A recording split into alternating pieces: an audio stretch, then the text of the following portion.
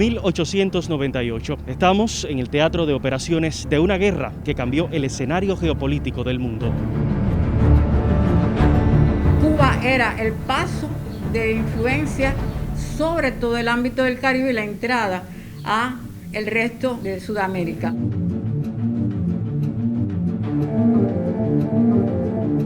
España y Estados Unidos enfrentados, en el epicentro, la isla de Cuba. Para España, además de una razón económica, significaba también el orgullo ya prácticamente agónico de ese gran imperio que había tenido en el Nuevo Mundo. Bloqueos, enmiendas, estrategias políticas, propaganda, conflictos navales. ¿Cuánto transformó al mundo la guerra hispano-cubano-norteamericana? Desastre del 98, Guerra de Cuba. Son muchas las investigaciones y análisis que sobre esta contienda bélica se han realizado en el mundo. Algunas discrepan, otras coinciden en sus conclusiones. Todo esto nos dice de qué manera se inaugura este imperio del norte y las ambiciones que privativamente tenían gran influencia con relación a Cuba. La doctora en ciencias Olga Portuondo, Premio Nacional de Historia y Ciencias Sociales, desempolva toda la documentación que del polémico tema tiene en sus archivos. Se ha propuesto ofrecer en un nuevo libro su propia tesis sobre un suceso que transformó el mundo conocido hasta ese momento.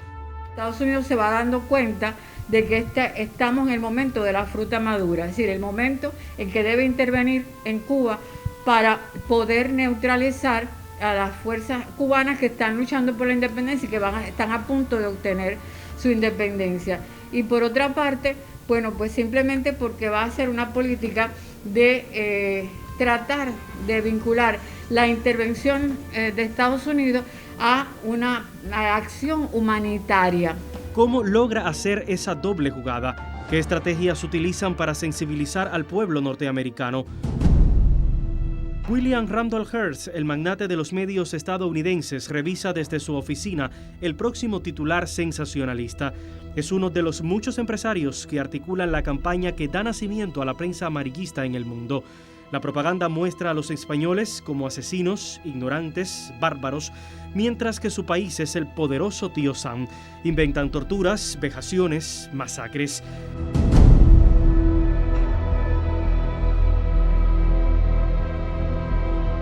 El Maine fue una de sus mejores recreaciones.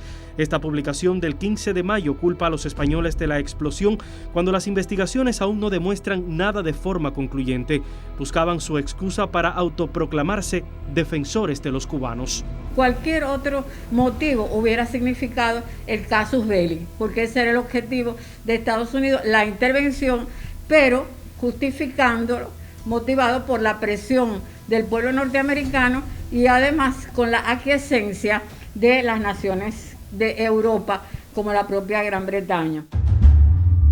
Informes del entonces capitán general de la isla, revisados línea a línea por Olga en el Archivo Militar de España, revela las presiones continuas de los Estados Unidos, quien exige a la metrópoli concesiones y la suspensión de las hostilidades. Diversos gobiernos europeos y hasta el propio Papa se involucran en la demanda. Otro de los documentos revela la posición de Máximo Gómez, quien de España solo espera la independencia. Todo parecía fríamente calculado y previsto desde el norte. Las tensiones se mantienen. ¿Cómo aprovechar el escenario? ¿Cómo ganarse a los cubanos?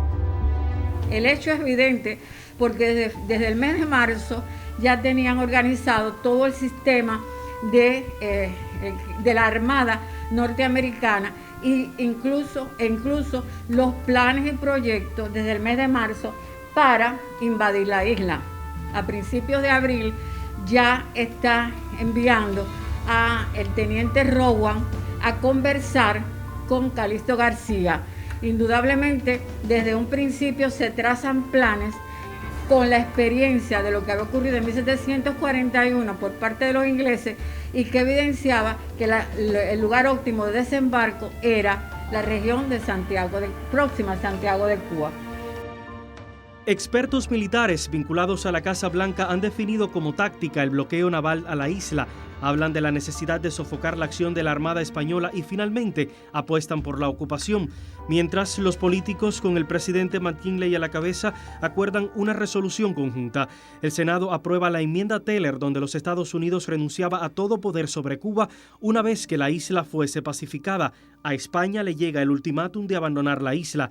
Para el 21 de abril, la guerra era un hecho. Esa es la presión máxima que recibe España y que va a, independientemente de la humillación que esto implicaba, va a determinar que España decrete la guerra a Estados Unidos.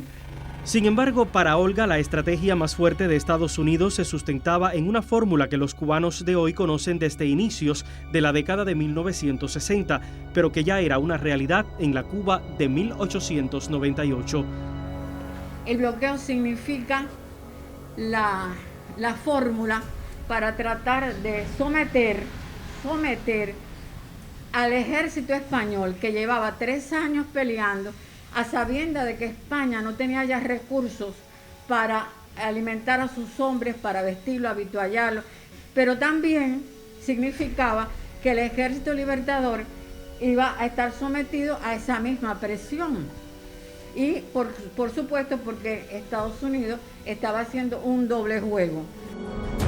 Esta columna del Cubano Libre confirma el estado depauperado de Santiago de Cuba solo unos meses de la declaración de guerra. Estábamos bloqueados por todos los frentes. Nosotros tenemos aquí incluso algunos documentos que revelan, por ejemplo, cómo hasta a finales de abril es la última recepción de artículos de un vapor llamado Mortera. Y prácticamente eso fue lo último que se recibió. A partir de ese momento, la situación de hambruna para la ciudad de Santiago de Cuba, no solamente del ejército, sino de la población, fue terrible. Pero evidentemente que esto también se manifestaba en los territorios, en otras zonas como Matanza, como Cárdenas, donde la Armada norteamericana bombardea, pero no hay desembarco. Para completar el contexto, la investigadora cree necesario acercarse al teatro de operaciones. El Castillo San Pedro de la Roca, Patrimonio de la Humanidad, le es referente por estudios anteriores. Lo ha visitado incluso junto a su principal restaurador, Francisco Prats, pero ahora indaga desde otra perspectiva. Una fecha tan trascendente como es abril 21, los norteamericanos, el Congreso, atendiendo la solicitud de McKinley, aprueba el bloqueo naval a Cuba. Cuando estamos hablando del bloqueo naval a Cuba, no estamos hablando solamente de lo que aconteció después en Santiago de Cuba, estamos hablando de toda Cuba.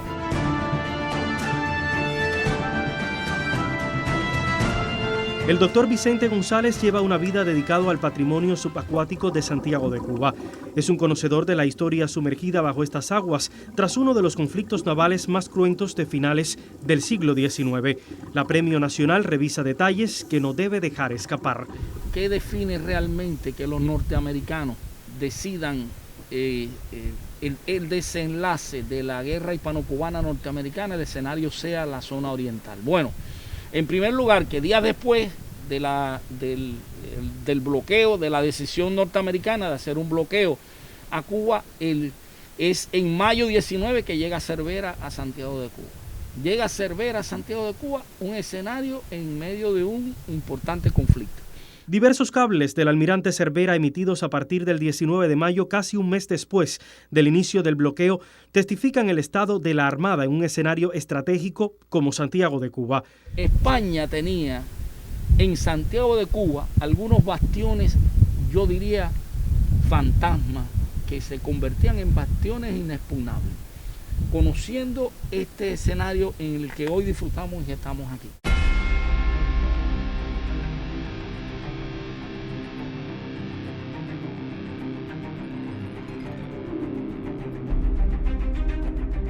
En la propia entrada, en la bocana de la bahía, en la margen oeste de la bahía. Sí, en la socapa. Sí, en el frente de la socapa, el Bajo del Diamante.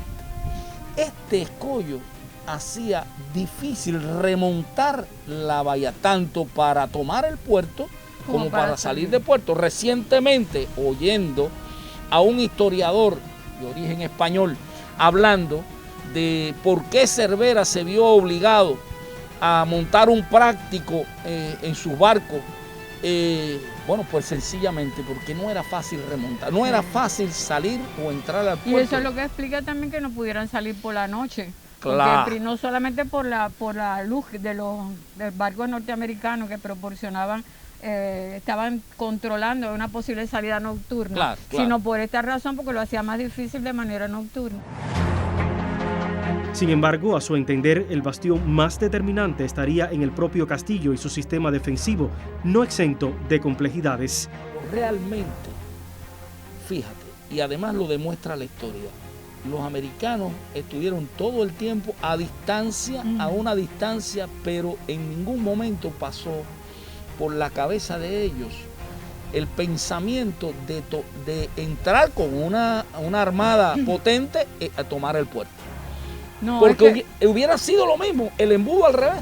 O sea, era pasar por un embudo. Y esta fortaleza, si solamente miramos, nos damos cuenta que casi a piedras podemos defender.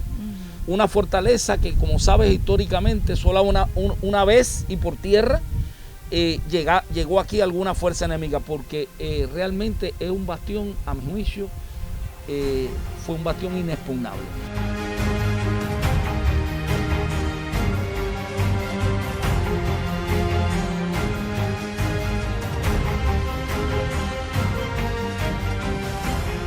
No era fácil, y lo sabían los norteamericanos, que la flota tomara por la entrada a la bahía el puerto de San Carlos. También yo pienso que el objetivo de los norteamericanos no fue nunca conquistar el Santiago de Cuba a través de como no fue para ninguna zona de Cuba, sino que ellos apostaron básicamente como estrategia dependiendo del bloqueo, porque no querían dañar sus barcos, sino que estos estuvieran siempre libres de agresión y simplemente bombardear desde distancia para mantener y justificar el bloqueo que va a ser para toda la isla, porque lo mismo como tú bien decías al principio, La Habana, Caibarien, Matanza, Cárdenas, todos esos sitios fueron bombardeados, Cienfuegos, a donde se pensaba que iba a llegar Cervera, lo estaban esperando con la flota volante de Schley. Entonces, todo eso, ellos apostaron por el bloqueo y no penetrar con la flota, con la armada. Esa no era la idea. Lo que te dice a ti que siempre eso estaba previsto, fue algo bastante meditado, porque el objetivo en última instancia era matar por hambre a la población de la isla de Cuba, tanto españoles como para los cubanos.